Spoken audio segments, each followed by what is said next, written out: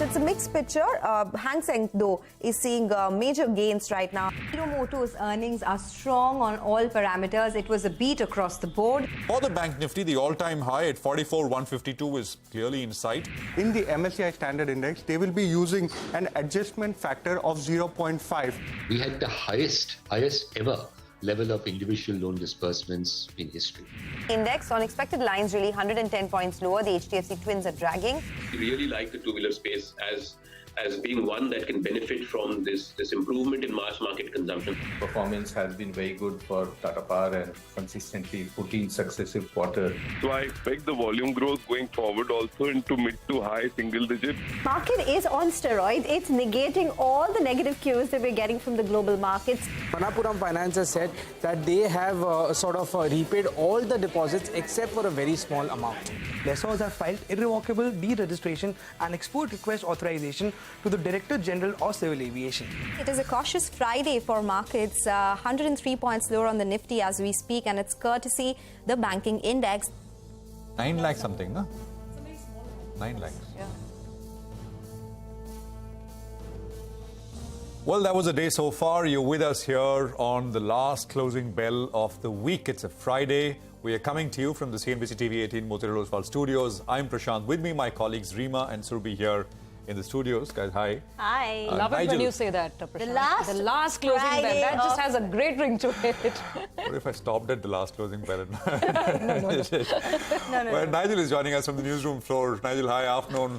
Well, things are looking not very good, are they? And I think you can blame HDFC twins squarely for it, as we've been saying from the morning. Actually, the HDFC twins are responsible for a 150-point pressure on the Nifty. So that's what we have. Things are down and out. Autos as a space is doing okay. Metals are lower. So apart from banks, this is what is happening. Banks, of course, I mean, largely the HDFC twins is at play. Broader markets are not doing badly. I mean, from the morning, they're a little worse off as compared to the 2.5 odd is to 1 advanced decline ratio in the morning. But still, as compared to what's happening on the Nifty because of the HDFC twins, it's not all that bad. On the way down, Nifty's got supports at 18,042 level. This is nothing but the low that we saw day before yesterday. We're about, 50, 60 points away from that level. On the Bank Nifty, the support comes in at 42,603. So we're at 42,872 or so, about 150 points away. And of course, there is more data out of the US later today. That's the big one, which is the jobs number, which we will get right around US opening bell. Rima, hi.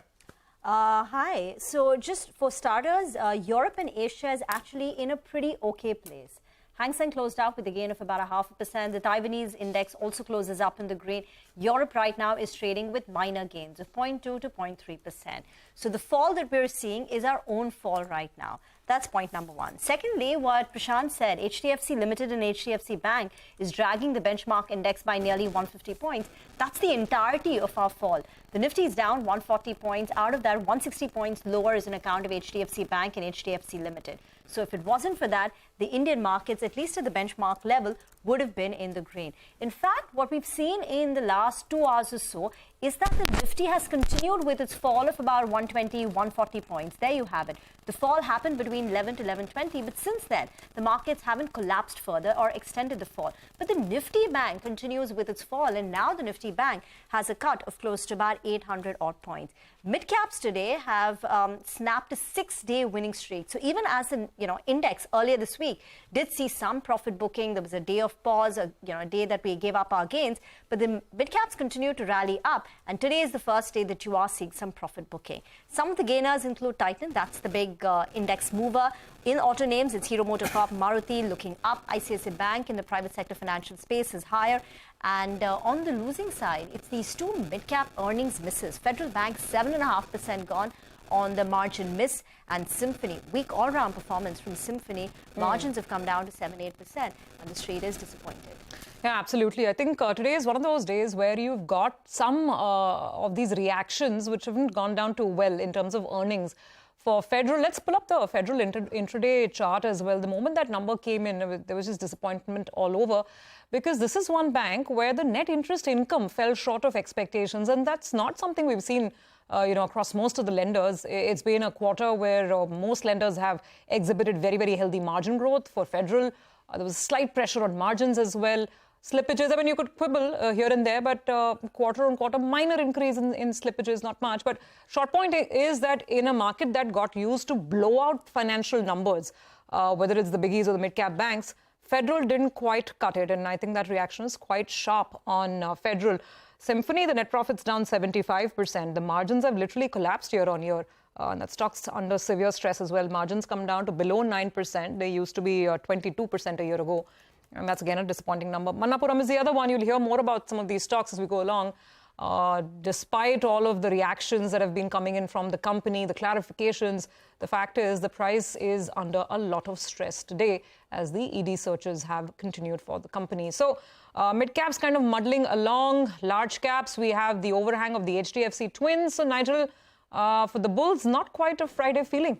Well, it got too easy for the Bulls, right? Come in there, play, just take guard and smash it out of the park. It became too easy. Put writing became too easy. Buying the dip as well became too easy. And that's why the call earlier this morning was, take some money off the table, have a good weekend, just chill it out. And the data points as well today are telling you that. Because the call writers, they're coming back in style. It's not that the uptrend is broken, but there is a reason to have a bit of a pause. Till we hold on to lower levels, the 100 DMA, which is at around 17,800, I would think that the uptrend is still intact. But you can't participate at these levels, particularly closer to around 18,300, because the 18,200 call, 18,150 call, both of them, they're the most active strikes today. So the call writers, they're feeling and they've come back into play. On the downside, the 18,100 put as well is seeing a fair bit of open interest. So that's one of the puts that is seeing a fair bit of open interest. And the recent lows, that's the lows in this week, we've gone to around 18,040, 18,030, and from there is buying. So that's why I'm giving the support zone at around 18,020 to around 18,050. If that breaks, then you're looking at the 17,800, which is the 100 DMA. On the upside, though, I think we'll require a bigger Q. I don't know whether it's going to be the SBI numbers that come out in the next couple of weeks. But 18,250 to around 18,300, that's a bit of a resistance zone. If we can get past that, then I think the next target is directly at fresh all-time highs. 18,300, as positioning suggests right now, the bears, they feel they're still in the game. So the bulls have partied all week, but the bears are going to go into the weekend on a high by the look of it. Well, we'll keep an eye on those levels, but how should you position yourself in the last hour of trade? That's the question, isn't it? And what trades to take now? Mitesh is with us to tell us exactly that. Mitesh, good to have you back. What would you do? Good afternoon, Prashant. I think, this fall, which started with the HDFC Bank and the HDFC Limited stock, what it's done is that, I was cautioning against the overbought position of the hourly and the 2-hourly charts. I think this has given mild negative turn to the indicator, suggesting that the pullback might last for some more time, few more hours, a couple of days. So I think traders should look at 18,070 as the immediate support level, which is roughly about 40-45 points away. And this is on the spot. And if that breaks, then I think, we might look at a slightly deeper cut to about 18,000, 19,000, 17,970 zone. So that looks to be a good possibility. Therefore, I think we are avoiding longs on the index. If we see a reversal from 18,070, 60 zones, then maybe we'll consider long with a 30-40 point kind of a stop. But for the time being, I think the overall situation is not in favor of taking long positions on the index per se. A similar thing is playing out on the bank nifty, which appears to be already, given mild breakdown on the intraday charts, suggesting that the bank nifty could test 42,600 to about 42,480 levels. And that's where, we'll look at some kind of a bounce back from. So for the timing, trading stock specific, right now I have one buy and one sell call. Ambuja Cement, after a long time, has come on the buy radar. I think it's giving a nice trading setup on the upside. Buy here with a stop at 395 for targets of 420. And ICICI GI, that's on the sell side, sell here, keep a stop just above levels of 1,090 for targets of 1,040. Okay, got that. Mitesh, thanks very much. Stay on. We'll come back to you in about half an hour and get some more trading ideas in. But for the time being, let's stick to earnings. And we just saw numbers from Bharat Forge come out a while back. Well, you can argue that the revenue is more or less in line, but the profitability was a little below street estimates, which is why overall it's seen as a bit of a subdued quarter for Bharat Forge. To discuss the outlook for the company, we have Baba Kalyani, Chairman and Managing Director of Bharat Forge, with us on the line now. Thanks very much, Mr. Kalyani, for joining in. So you've done about 21% growth in revenue in the year that closed out, and we were reading some of the commentary as well, and you indicated that it'll be a good year. Most businesses will do well, and even the exports business, which has been the pain point of FY23, you're saying it'll revive. Can you give some more color? What segments specifically will drive growth for Bharat Forge in FY24, and can you better the 20-odd% that you did in the last year? Yeah, well, thanks for having us on your call. First of all, we now have almost 5 business segments that we have made in our company. Our main business segment, which is automotive components, which is Indian operations, is doing extremely well and will continue to do well. Our defense business has picked up hugely, and we see a huge growth in FY24 in that business. Then we have our industrial business, where we have acquired some new capacities in castings in the south. That is growing at a very fast pace and is EPS accretive right now. And our overseas business, which has been a drag on the last quarter, I think will turn around, and we should see in FY24 our consolidated EBITDA margins to be somewhere in the region of 17, 18, 19%, something like that. So I think we are looking at a very strong year going forward. We look at high double-digit growth in our business, and we look at almost all our businesses moving towards profitability. Right, Mr. Kalyani, good afternoon. You're saying margins FY24 on a consolidated basis between 17 to 19%, somewhere there, right? Yes, almost 500 basis points above what you saw in Q4. Okay. And on the top line, would you want to put out a similar range? A high double digit? Top line also will grow in high double digits, maybe closer to 20-odd%. Or maybe a little more, if we are a little lucky. So 20% top-line growth and a 500 basis points improvement in margin. Sir, your long-term debt has gone up on a year-on-year basis. You're ending the year with a debt of nearly 2,500 crore rupees, and your debt to EBITDA has also crossed the 1 mark, 1.01. Do you expect debt to increase further? And what's the debt to equity ratio that you're comfortable with? No, first of all, our debt hasn't gone up. We have more than 3,200 crore cash on our balance sheet right now. Okay. So we are pretty comfortable with debt. Okay, all right. Hi, Mr. Kalyani. Yeah, go ahead, sir. Yeah. And we don't have a large capex plan for this year, for FY24. So we are quite okay, and I think we will generate a lot of free cash flow this year too. And the debt will come down. In the next 2 years, a large part of our debt will disappear. Interesting. Hi, Mr. Kalyani. Always good speaking to you, sir. This is Nigel on this side. Besides your own business, the street likes to hear from you as well. Not only with regard to Bharat Forge, but if you're sitting on some cash and you believe that you're fairly comfortable, how interested are you in BEML? Now, the land assets. Mr. Kalyani, I need to ask you this because, just like you analyze my balance sheet and my numbers, please do the same there and give me your opinion. No, but I'm not going to be the one that's bidding, Mr. Kalyani. So I want to know if there is any movement, because in the past, I think you all have hinted, yes, we are interested. That land assets... We have been interested. We are still talking to the bankers, but, there are a lot of issues that need to get resolved before we can take serious interest in that. And but couple of things... At this point in time, there are multiple opportunities for us to grow. We are looking at growth. We want to grow our business at a very fast pace. Right. And, go ahead. Yeah, so, sir, so you're interested in the asset, but there are a couple of things that need to get cleared out. Now, one of the things was the land assets that's moved out. What else are you all waiting for? I mean, the assets become a little bit cleaner than what it was, but is there a debate on the valuations? No, I mean, valuation is one problem. Manpower is another problem. Okay. There are multiple product lines, some of which we have no interest in. the third problem. So multiple issues involved. We say that the intensity of interest is waning because obviously it's difficult for you to remain interested at that same level unless issues get resolved, right? Exactly. So, Mr. Kalyani, if not BEML, this is hypothetical, obviously, but you mentioned you have a fair amount of cash on the books. The business is going to throw up more cash this year. Then, if not BEML, something else? Have you identified other potential candidates? In last year, we just acquired 3 casting companies in the south, and we are growing them. And you will see the numbers as they come out.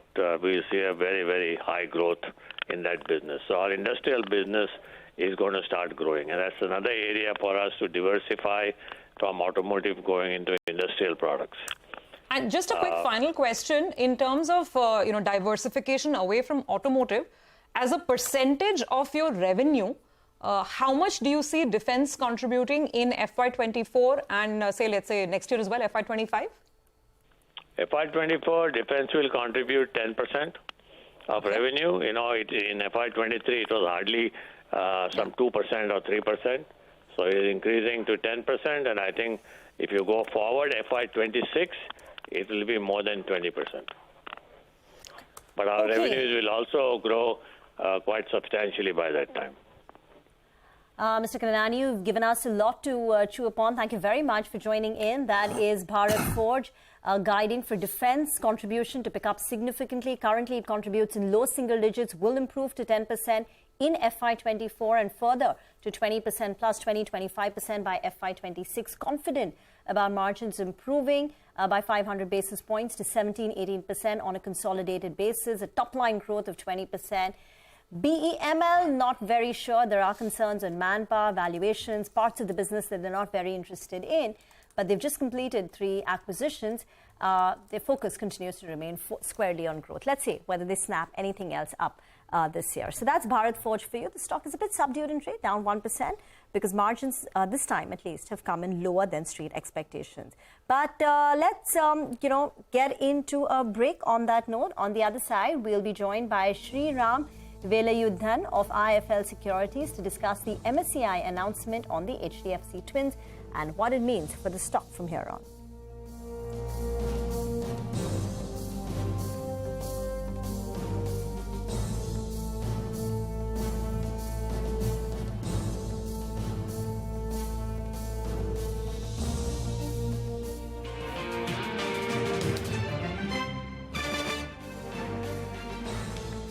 The pursuit of inspiration, empowering visionaries to drive innovation. The pursuit for enduring growth, honoring game-changing achievers. The pursuit of unmatched legacy. 18 years and counting. The CNBC-TV18 India Business Leader Awards, as prestigious as the leaders they honor.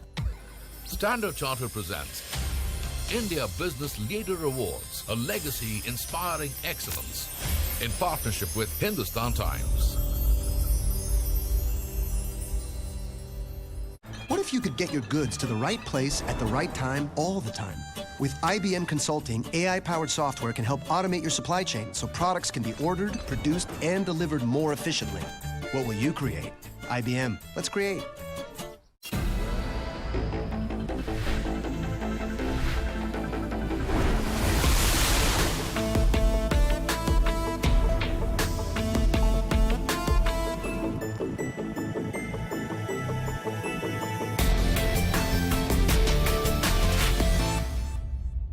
My dad has won a medal for bravery. He's a major in the army. He protects everyone. Karan, what does your dad do?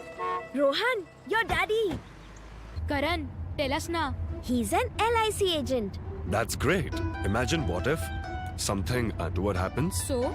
Well, Karan's dad provides proper guidance to protect our family's future. We are proud of our million-plus agents who continue to protect countless lives. We welcome you to LIC.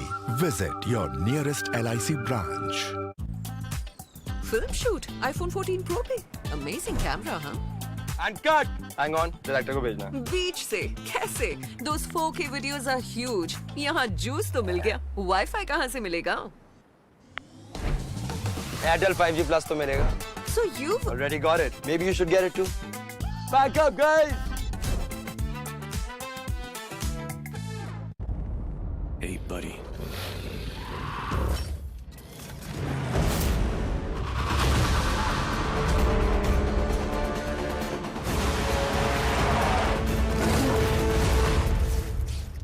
Hope you liked them.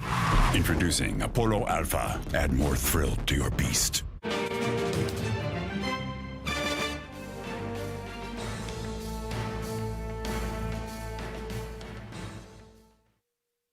Welcome back. The stocks undoubtedly of the day are HDFC Limited and HDFC Bank. Both are down more than about 5%. If you remember, towards the end of March, the company had updated its shareholding.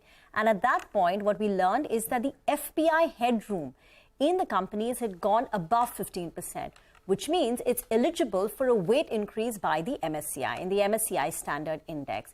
And whenever the FPI headroom crosses 15%, then the weightage increase, the free float weightage, or the free float factor as they call it, can go up to 1. That was the expectation in HDFC Limited and HDFC Bank. If that had been the case, if the free float weightage had gone up to 1, then it would have resulted in inflows of $3 billion, almost $3 billion. That was the expectation. But yesterday, MSCI came out with an announcement. There was a tweak that the free float weightage is going to be 0.5%. So that inflow of $3 billion is not going to come. In fact, the street was worried that we are likely to see some outflows. And this is what is putting pressure on the stocks today. So to discuss what exactly happened and what's the way forward, we are now joined by Sriram Veluyuddhan, the Vice President, Alternate Research at IFL Securities.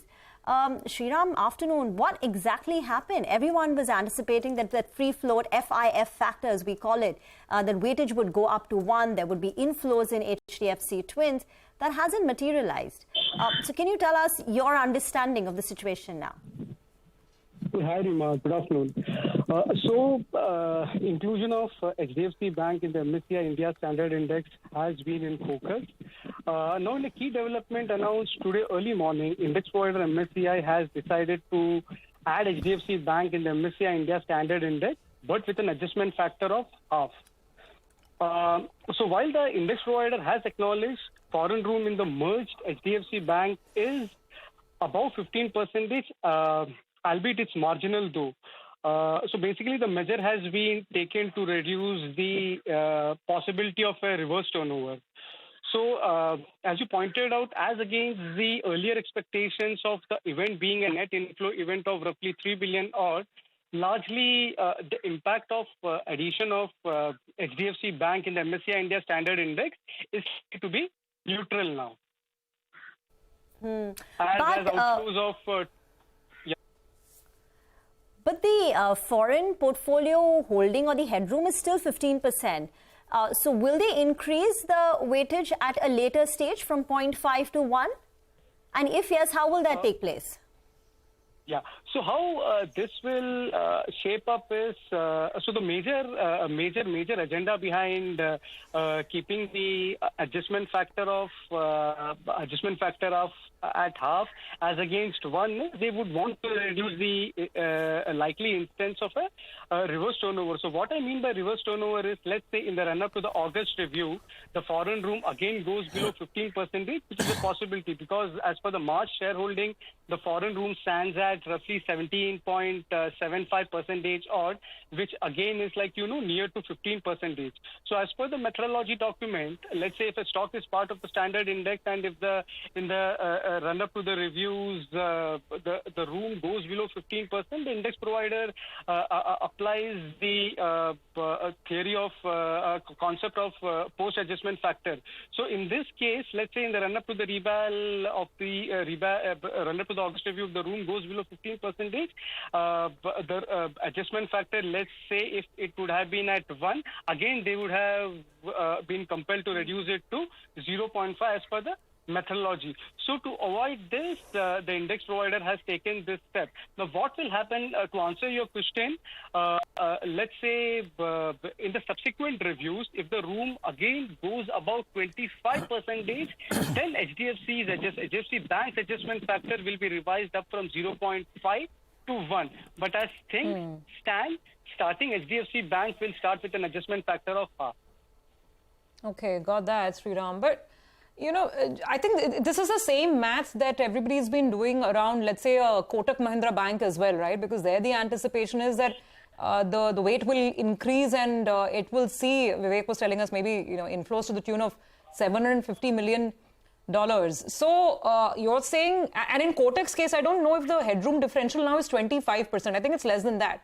So how does it play out? You're saying for HDFC Bank, the factor will go back to 1 if the headroom is 25%, if I understood you correctly?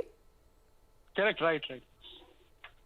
Okay, so at a later date, are you expecting the index providers to increase the factor and then therefore perhaps a lot of the selling that's happening now, maybe it reverses? Now, these basically are like, you know, large cap banks, Kotak Bank, HDFC Bank and all. So when we say that the room would go from, let's say, 17.71 to about 25%, that entails a significant chunk of sell down by the FPIs in the stock. So in absolute, if one looks at these figures in absolute sense, at times we end up evaluating these figures for several quarters altogether, because the weight up in Kotak Bank, which is likely to happen in the May review, has not happened overnight. Or not over the last couple of quarters. So these figures, like, you know, as I said, these are prominent large cap names widely held by FPIs, the active holders. So it would entail a significant chunk of selling by the FPIs over a period of time for it to go about 25%. It's not a very, it's not a figure, like, you know, which is very volatile and happens at a very brisk pace. All right. Hi, Sriram. Good afternoon. Nigel on this side. I believe you're joining in from a vacation. But thanks so much for taking some time off. You know, I believe network as well is an issue. But good to have you on the show. So we've spoken about a couple of large names. We have the MSCI review that's going to take place. Any surprises? What are you working with, additions and deletions? And is there any dark horse out there? Sure, Nigel. So, in one of our earlier shows, I had mentioned my expectations. So, in line with the names mentioned there, Hindustan Aeronautics and Power Finance still remain my high conviction inclusion candidates. I had mentioned about Cummins India Kirloskar. So, what has happened is subsequently these index reval trades are becoming a bit crowded. Is Prakash through? Is Prakash through? Am I audible? Please go ahead. Yeah.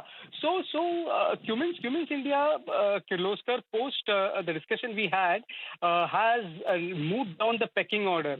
So in fact, Max Healthcare Institute has come above Cummins Healthcare. So I will stick with Hindustan Aeronautics, Power Finance, and Max Healthcare to get added in the quarterly review announcement, which is slated to happen next Friday early morning.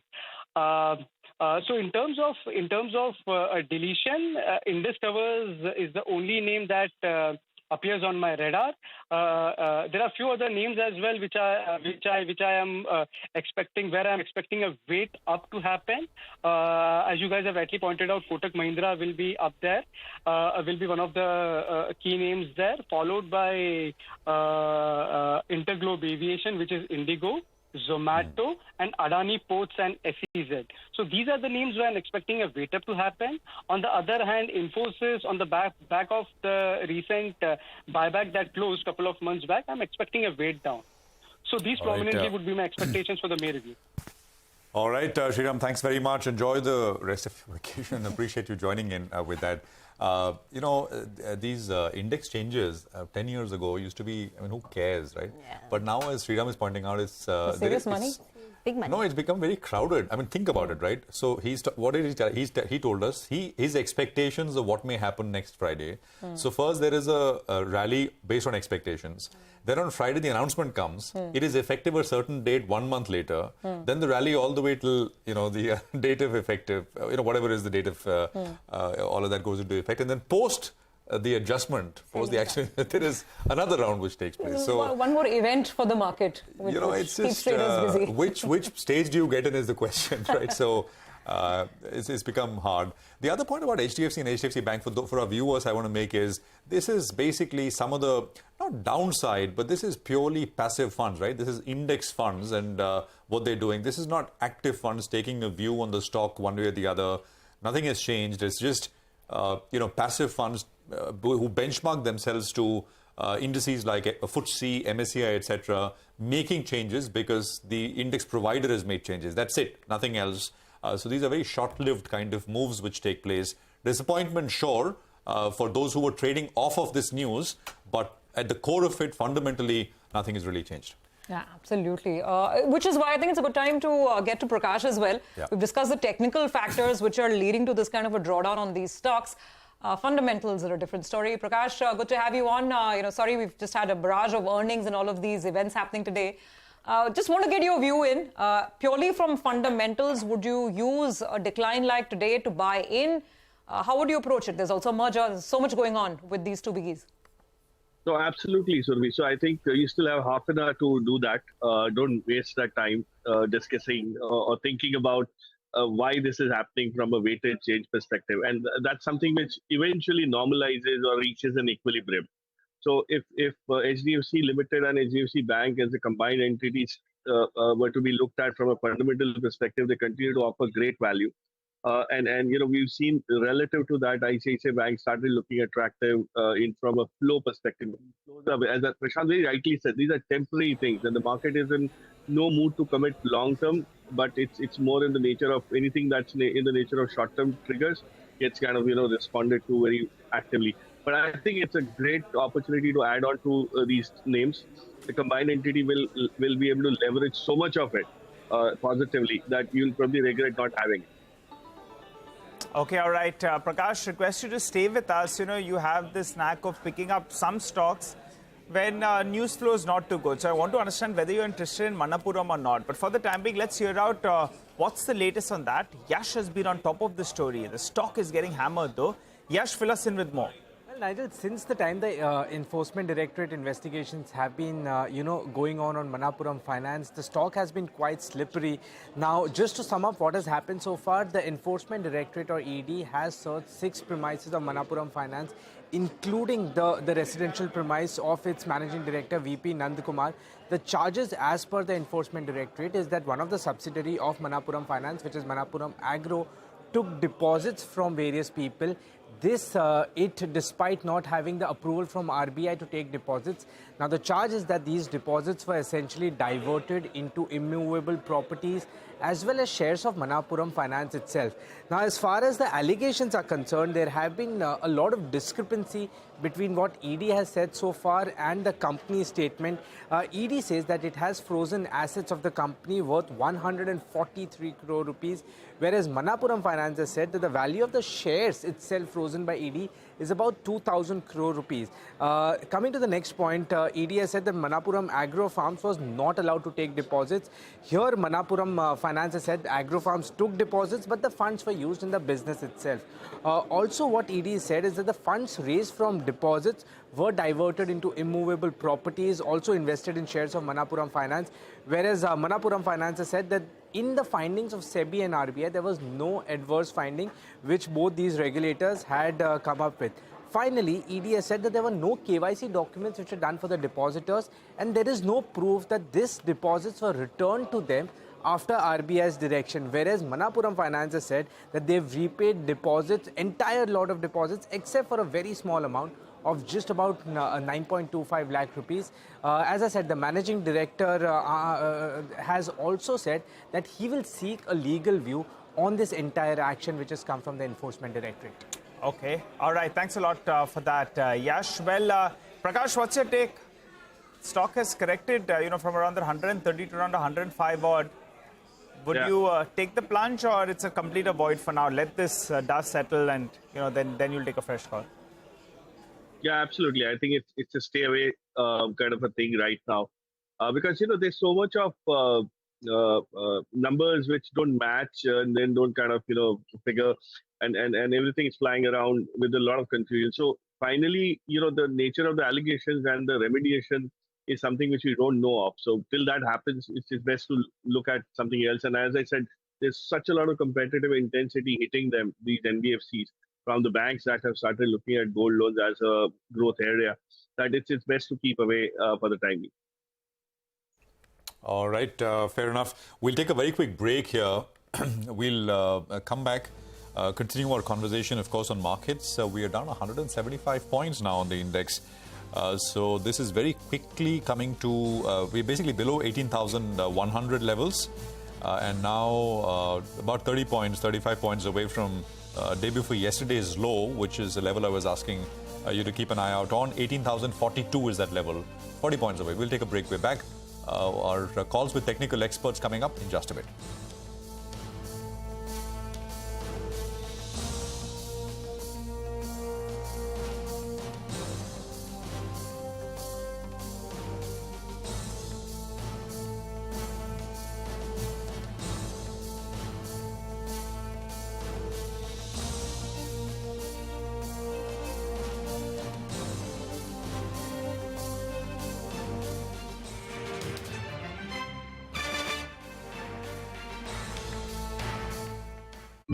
What if you could make analyzing a big bank's data no big deal? Go on.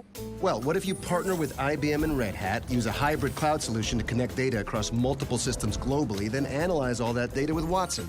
Okay, but this needs to meet our... Security standards? Yep. Compliance standards? Mm-hmm. So they get the insights they need. Yep. In real time. Check. To make quick decisions. Check. And check. That's the hybrid cloud solution IBM and a global bank created. What will you create? IBM. Let's create. Yes, it's okay for us to nod for everything. Because we are parrots. Yes, but your wealth manager? Shouldn't be doing that. You know? Choose Nuvama. We only do what's right for you and your money. Nuvama. Let's do it right. The all-new Hyundai Verna. Futuristic, ferocious. कुछ friends ना बिल्कुल family जैसे होते हैं। मेरा flatmate just like my mom. कपड़े आज धोएगा या अगले साल? हेलमेट ओए उठा। इसीलिए ना आई गॉट अस एयरटेल का फैमिली प्लान। 2 कनेक्शंस सिर्फ 599 में। मतलब वे बेटर देन अलग अलग रिचार्ज ना। सुन नाश्ता बनाओ। फ्रेंड्स हो या कॉलीग्स, सबके लिए है Airtel family plan. Also available for real families. Canara Bank presents Canara Premium Payroll Account. Free term insurance and instant overdraft facility. Avail unique advantages and benefits. Experience the best. Discover a world of banking possibilities with Canara Bank API Banking. You deserve the best. Canara Bank, together we can.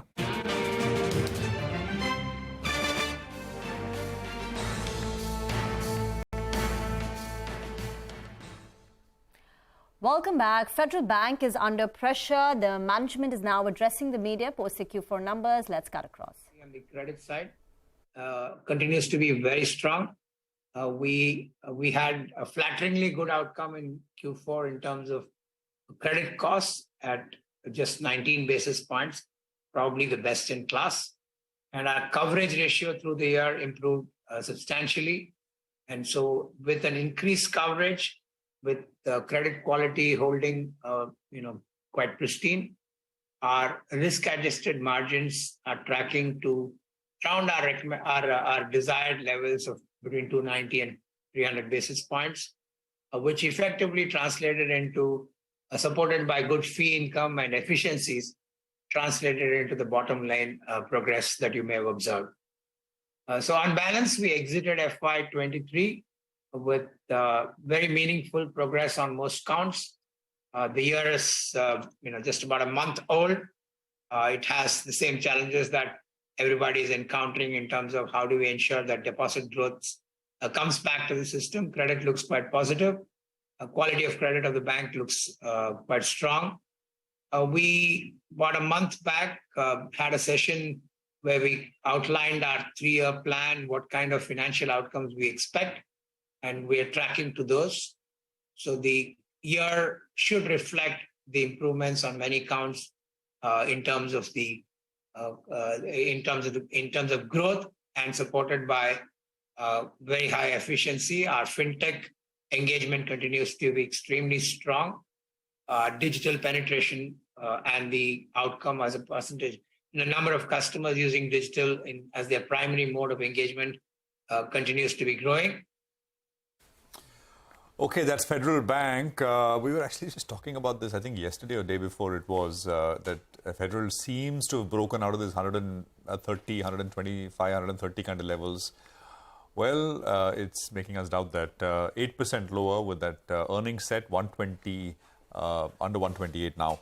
The Nifty is almost at the day's lowest point. We are almost 200 points down on the index, 18,064, and what a fall we've had after the 100-point recovery that we had early on in the session.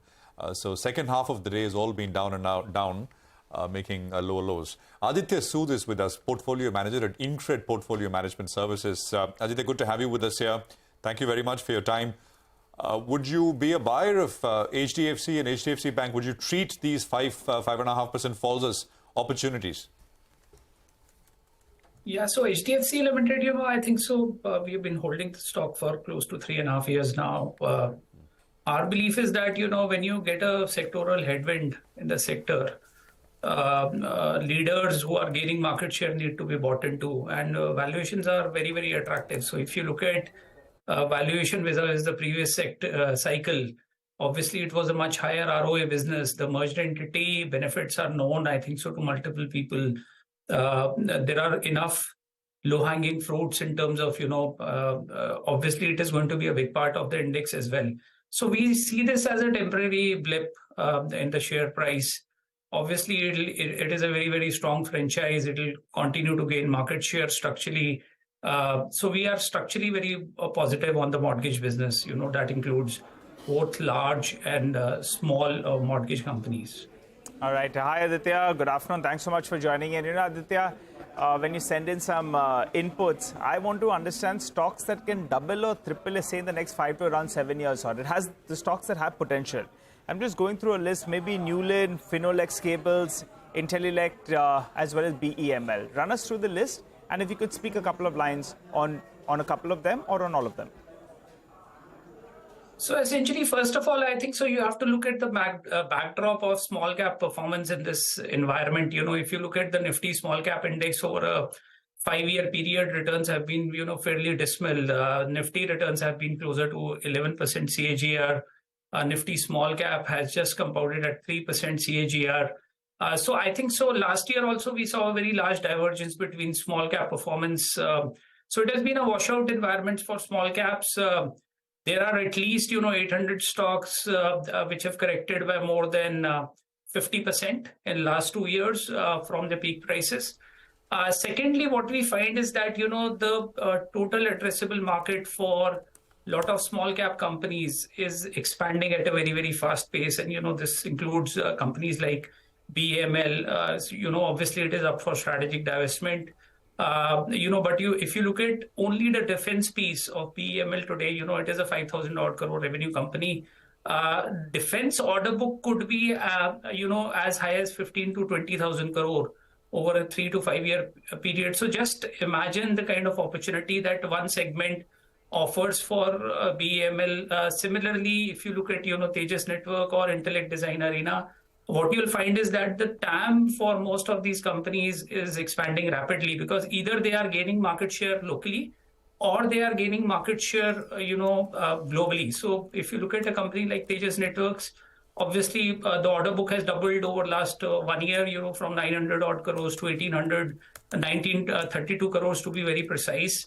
If you look at the BSNL tender, that is going to be a massive tender win for the company. It is going to be 8 to 10,000 crore tender win. More importantly, this gives enough credibility for Tejas to be a global player, over a period of time. So what we are witnessing in the small cap is that, if you look at the past 10 years, the mortality rate of small graduating to mid and mid graduating to large has not really panned out. But what we see here is that, there is enough visibility in revenue. And some of these shifts are structural in the sense that, these companies have competency. So what we truly believe is that, this gives us a very good opportunity because of the market turmoil in terms of getting into companies at a very reasonable valuation level. So if you look at a Newland Labs, for example, The stock made a low of 250 rupees, rallied to 2850. It was the best performing pharma stock. Again, market gave an opportunity. The stock corrected to 1050. And obviously, the underlying business models are changing in the sense that, for a company like Newland Labs, what you'll find is that the high margin business, structurally, they reported a higher gross margin than DVs in the last quarter, and it has never happened in the company's history. So what we essentially see is that, there is going to be enough room for these companies to generate decent returns over a 3-5 year period. Okay, so those are some of the names that you like. I just want to go back to financials, Aditya. Hi, afternoon, Surabhi here. Because we've seen some very divergent trends and a few outliers. I don't know if you've had a look at Federal Bank of late, but I think the reason the market is so disappointed is that this is a quarter where almost all lenders, even mid-sized ones, look at Chola the other day. I mean, people have reported blowout growth of the book on deposits, on advances, sky-high margins. I mean, we're talking 5, 6, 7% margins. But here is a bank which has reported a compression in NIMs, a compression in net interest income. And I think that's something the markets are finding hard to digest. Any thoughts on Federal or otherwise any other mid-cap bank or NBFC sort of stock that interests you?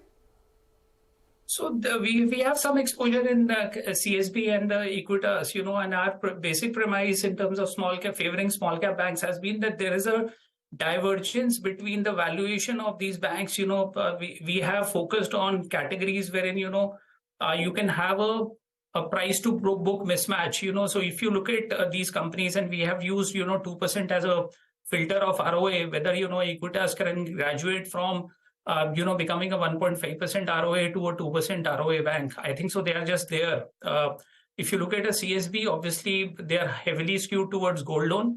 But what we also believe as a house is that, the best of credit cost is, sort of behind you. So if you have to normalize the credit cost, and it is the exact opposite, you cannot have this kind of credit cost going into a lending business from a 2 to 3 year perspective.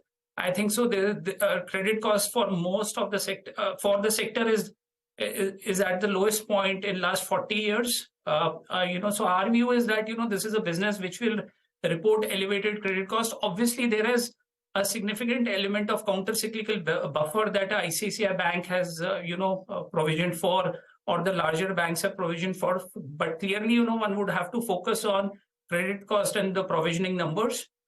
So we are, slightly neutral to underweight on banks. Equitas and CSB have rallied by 60-70% in a 6 months period. So what we believe is that, NPAs can only shoot up from here.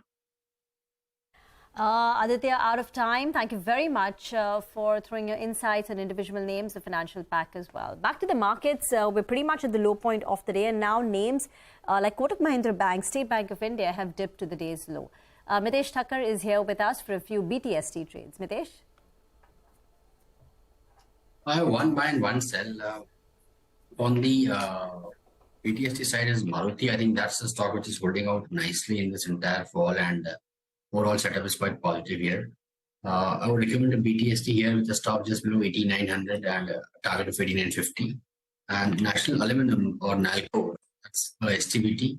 Keep a stop at about levels of 81 and look for targets of around 78.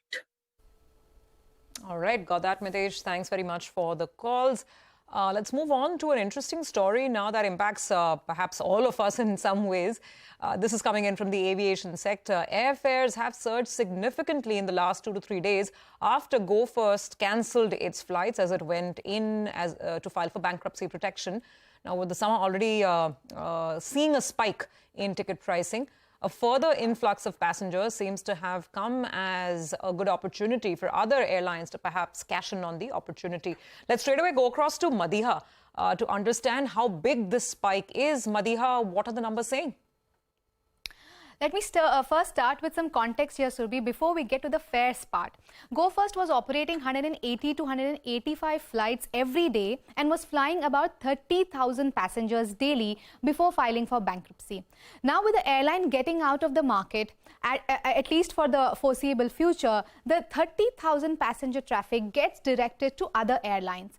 And with many flyers making last-minute bookings now, all airlines who are seeing an uptick in demand are making the best of that opportunity. Now let's look at some of the routes that are seeing a dramatic spike. And I picked up routes where Go First operated more flights on these routes. So if you're traveling on the 6th of May, which is tomorrow, look at the Delhi to Mumbai fares. The highest fare is 28,000 rupees. The lowest on this route is 13,000 rupees. And if you look at the highest fares on other routes, Delhi to Srinagar is 34,000 rupees. Mumbai to Lucknow is 17,000 rupees. Delhi to Patna is 18,000 rupees.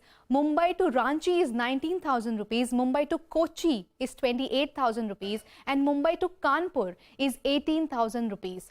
I spoke to some leading travel booking platforms and they say prices are likely to remain high and fluid for the next few days before settling down at a level. Madhya, just one thing, the high and the low. So, for example, if you want to book a next day flight for Delhi to Bombay, you said the high in Delhi to Bombay is 28,000, the low is... So, the low has gone up because, next day flights, the peak would be quite high in any case, right? But the lowest, the cheapest available has moved up substantially. That's the way to look at it? Yes, correct. You're right. All right, fair enough. Madhya, thanks very much for that. So, that's the, costlier airfares. Flying anywhere this weekend? Not after what Madhya has told us. Not that I had any other plans in any case. But this ties in with what Ajay Srivastava was telling us, right? I think somebody else also yesterday was saying that... Mayuresh was saying that eventually, if this lasts for a long period of time, they were saying they were actually fearing that there may be some kind of government intervention or something. Because as Madhya pointed out, it is a substantial fleet size. Yeah.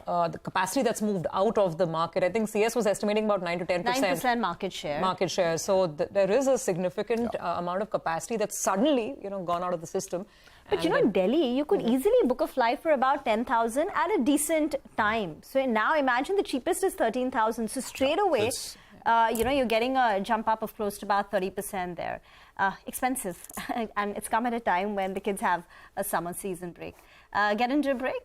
Here is a quick programming note. Our weekend special, Editors Roundtable, is coming up at 4:30 p.m. Let's get you a sneak preview on what are the big themes on today's show.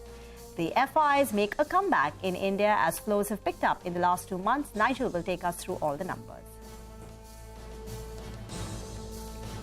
This week, TVS Motors and Hero Motor both reported a beat in their earnings. However, if you take a deeper look, TVS Motors has outperformed Hero Motor significantly over the last 3 years.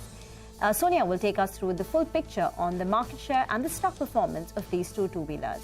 And staying with earnings, Mangalam will be there and he'll give us a roundup of all the numbers from the FMCG pack. Beyond Q4 numbers, has growth momentum sustained in April? What is data telling us? Prashant will get us the quick analysis. Well, the guest in the show is going to be Ashwin Agarwal of Demeter Advisors. He'll be joining us at 4:30 on some market conversation. So tune in, Editors Roundtable at 4:30 p.m. later today.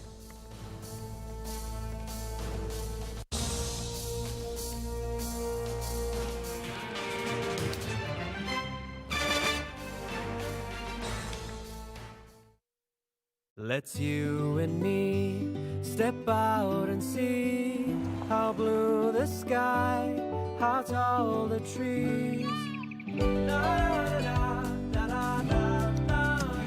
Cause forever. Skoda brings you Kushaq and Slavia, India's safest family cars. Friends, I want to share some good news with all of you. Firstly, like always, we have performed very well this time also. But what will we get? Secondly, we shall invest in employee benefit. Come on, now tell us what will we get? And thirdly, we shall invest in LIC's group funded plans. Great, we'll get everything. Now, leave encashment, gratuity, and along with pension, our future is secure. Yes, employees' real benefit lies in LIC pension and group scheme. एक है जमीन मेरी, एक है मौका मेरा, इसमें सब लगाऊंगा, अपने इरादों से मजबूत एक घर बनाऊंगा। हाँ शुक्ला जी, भिजवाना सिर्फ अल्ट्राटेक ही। अल्ट्राटेक ही क्यों? आप ही ने तो कहा था कि घर जिंदगी में सिर्फ एक ही बार बनता है। घर एक, मौका एक, इसलिए सीमेंट भी देश का number 1, UltraTech, India's number 1 cement. I am heat. AC gone. Blue Star on. Blue Star Fast Cool Inverter AC with voice command. Bye heat. Blue Star. Soon, equity में इन्वेस्ट कर, ग्रोथ का है chance. सुन, date में है low risk, बात मेरी मान। अरे बेटा सुन, गोल्ड सिर्फ गोल्ड, भैया ने भी यही किया। सुन, अब तू कंफ्यूज मत कर यार। अरे मतलब सुन, सबकी कर मल्टी मतलब मल्टी एसेट एलोकेशन फंड्स, यानी 3-in-1 फंड। ये इक्विटी, डेट, गोल्ड तीनों में एक साथ इन्वेस्ट करें। म्यूचुअल फंड निवेश बाजार जोखिमों के अधीन है। योजना से जुड़े सभी दस्तावेज ध्यान पूर्वक पढ़ें। Welcome back. Well, let's talk about a few stocks then. Before going into the break, Madhya was telling us about how aviation fares are moving up. Amrish Palikal joins us. Hi, Amrish. Good afternoon. First of all, I hope you're not traveling because it's very, very expensive, as my colleague told us. But what's your take? How do you play this theme? Will you go and buy Interglobe Aviation, or do you believe if you're going on a holiday, there's another play out there? Good afternoon, Nigel. In fact, I had recommended Indigo, I think, just about 4 weeks back, and that was the first time I've, in fact, recommended this stock because the whole space was looking quite interesting. And with this, company going under, I think it's extremely good for Indigo as well as Air India, which anyway is not listed. But Indigo, I think the price should in fact go to levels of about 25,600. I'd given a target of about 2380 that time. But now I think I should be revising that to about 2500, 2600. But then I have another stock, which anyway is from this similar sector, Mahindra Holidays. Because the way the hotel ARRs have risen, Mahindra Holidays membership has actually become quite attractive. They have about 281,000 members, which makes it around 57 members per room against the capacity of 50 members per room. They have a total of close to about 5,000 rooms around 102 resorts, including international destinations. And they have a step-down subsidiary called Holiday Resorts, which has about 33 destinations. And they also have a partnership with about 360 hotels chain. In FY23, they added 17,500 members, which was the highest till date. Resort occupancy is again about 84%. And on a standalone basis, they reported the highest revenue and profits in FY23. But the only issue was the subsidiary was pulling down the consolidated performance in the last 3 or 4 years. But if you look at FY23 numbers, they have witnessed a turnaround with the operational profit. Close to about 1,200 crores of cash in the books. And I think the next big trigger is that it's now more than 25 years of existence. So the initial set of members would be exiting soon. So the assets will actually become free of any holiday liability. And I think this is going to be a big trigger going ahead over the next couple of years. And if you do, valuation-wise, DCF plus sum of parts actually works out about 550. Discounting that further, I have a price target of about 450, which is about a decent 50% returns from here.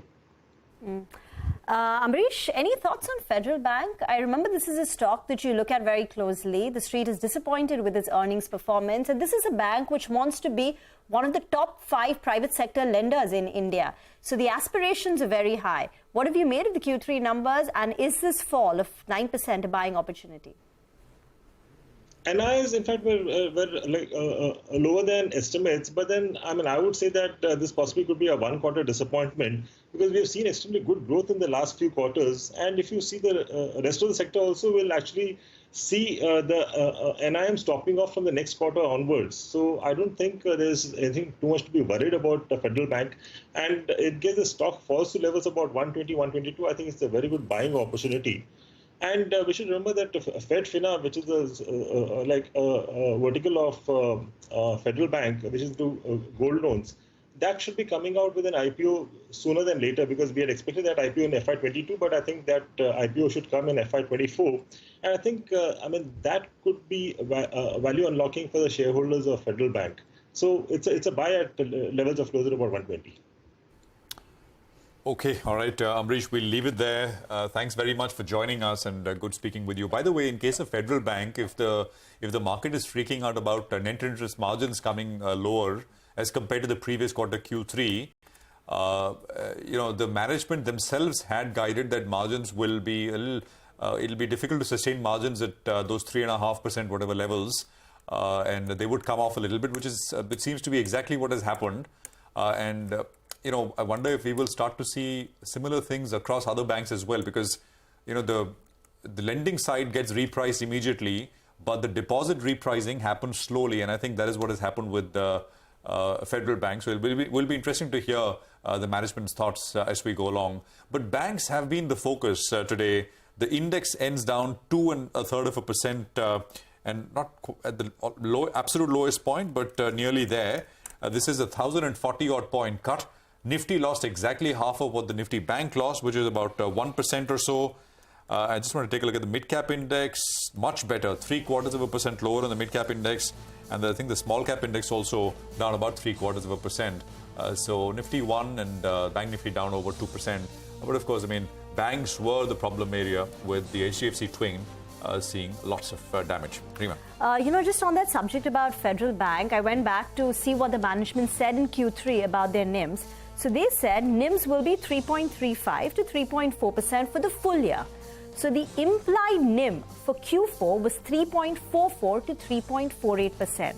Right? This is what Nuvama has put out. The implied Q4 NIM should be 3.44 to 3.48%. Compared to that, the bank has delivered 3.31%. So there is that miss compared to where the miss comes in from. But that's about Federal Bank. IT took a backseat today. The Nifty IT index itself was down close to about 0.6%, with individual names like Wipro, Infosys, all of them seeing a cut of more than 1%.